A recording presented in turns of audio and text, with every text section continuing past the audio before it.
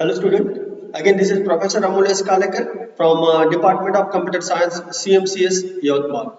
In today's session, we are going to discuss the unit number 5 of subject Distributed Operating System, and the title of unit number 5 is the case study of Amoeba. Okay, in today's session, we are going to discuss some of the introductory point as far as the amoeba is concerned.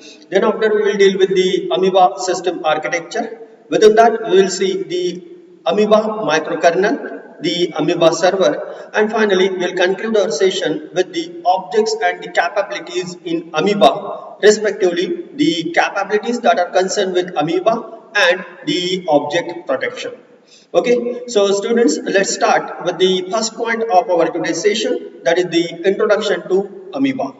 Okay, now first thing, as far as the introduction of amoeba is concerned, it was just founded, or you can say it was originated at the University of Holland or Netherlands in 1981, and currently it is used in various number of European countries.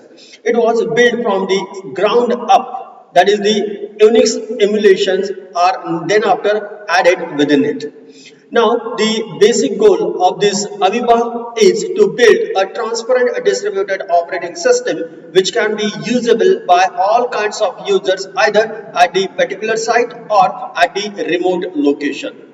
Then after, dear students, the resources that is used in the amoeba regardless of their location are managed by the users in is unaware of where the processes are currently or actually running. Means despite of the location where the operations are supposed to be performed, the users are not concerned with it. The processes that are respective to the amoeba servers can be run or executed from the remote locations as well.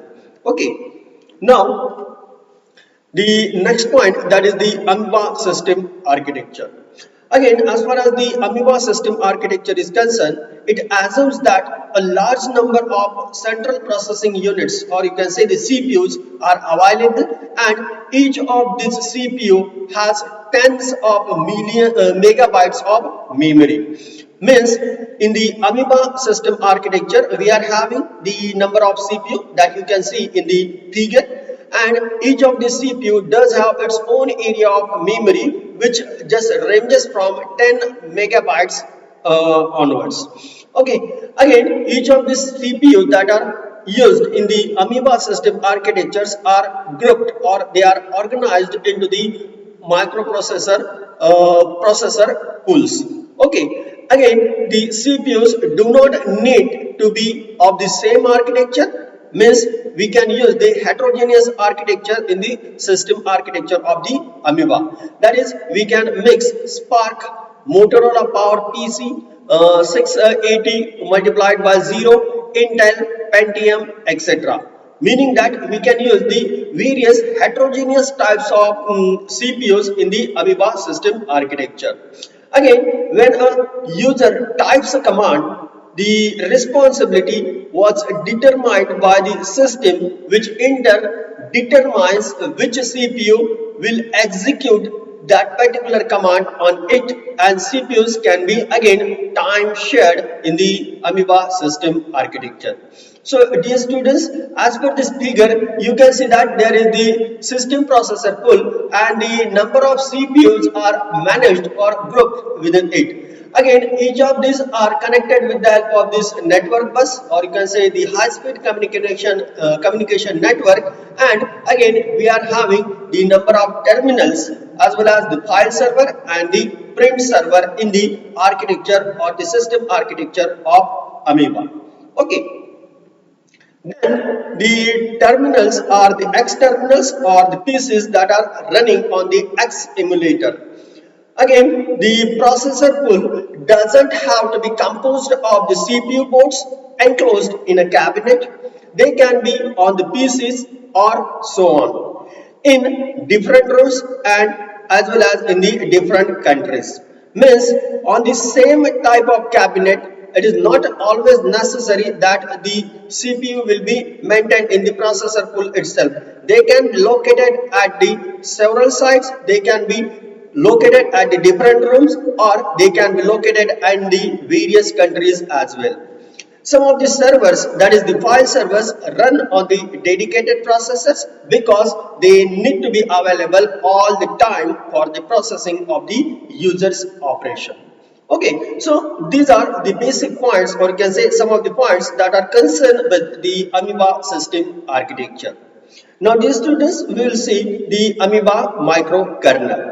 So, this Amoeba microkernel is basically used on all the terminals with onboard processor and the processors as well as the servers.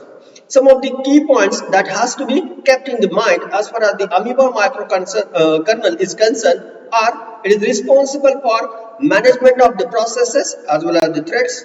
Again, it provides the low-level memory management support. It supports inter-process communication, that is the point-to-point and the group communication. Again, it is responsible for handling the low-level input-output for the devices attached to the machines. So, these are some of the points as far as the Amoeba microkernel is concerned. Okay, now the Amoeba server.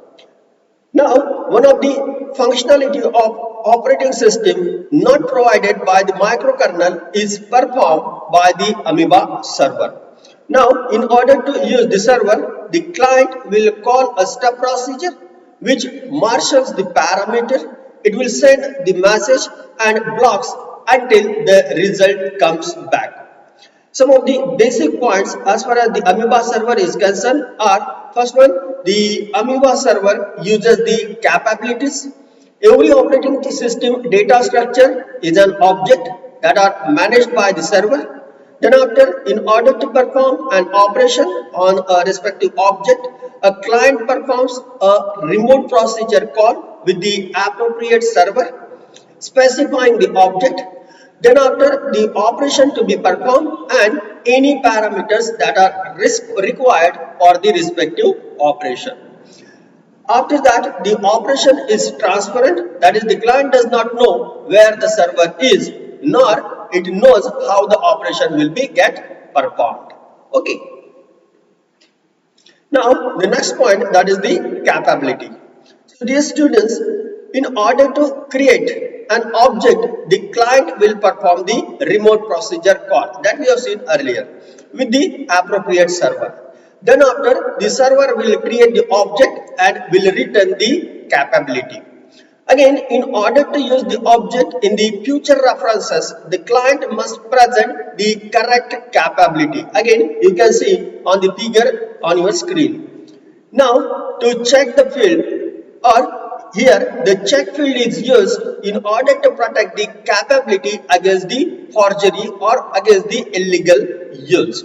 Okay. Then after, we are having the object protection. When an object is created, the server generates the random check field which it stores both in the capability and in its own server table.